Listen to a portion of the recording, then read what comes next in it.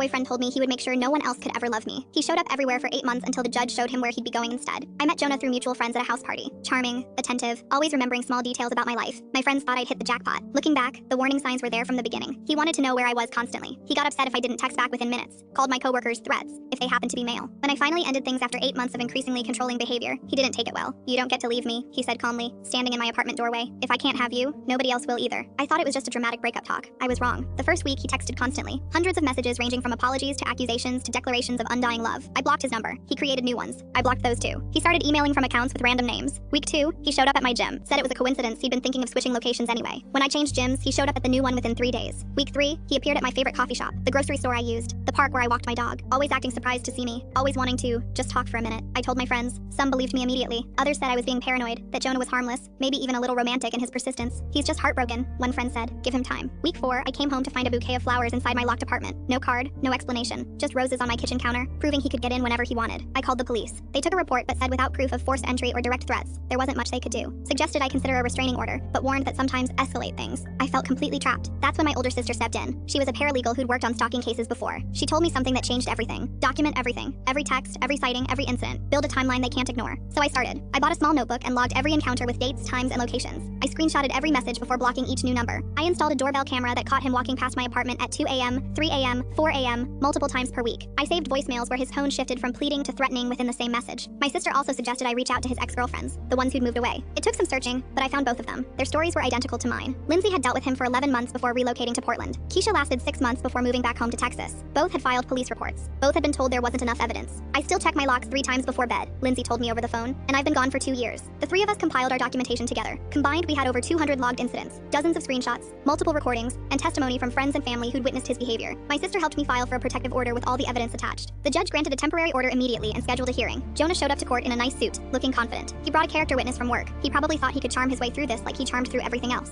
Then the judge started reviewing the evidence. The timeline spans multiple victims over 4 years. The doorbell footage showing him circling my building at night. The voicemails where he described exactly what would happen if I dated anyone else. The testimony from 2 other women describing the exact same patterns. I watched Jonah's face transform as the judge read excerpts aloud. The color drained completely. His lawyer kept leaning over to whisper, but Jonah just stared straight ahead. The judge granted a 5-year protective order with no contact provisions. She also referred the case to the district attorney for criminal stalking charges. Jonah tried to speak. Started saying this was all a misunderstanding, that he just loved too deeply, that I was exaggerating. The judge cut him off. "Mr. Holt, you have systematically terrorized 3 women over 4 years. This court takes that very seriously." The criminal case moved forward. He pled guilty to avoid trial and received 18 months in jail plus 5 years probation. Lindsay and Keisha both sent me messages when they heard. Keisha said she cried for an hour. I thought nobody would ever believe us. I still have the doorbell camera. I still check my locks twice, but I sleep through the night now. Last month I went on a first date with someone new. Coffee, broad daylight, normal stuff. I didn't look over my shoulder once.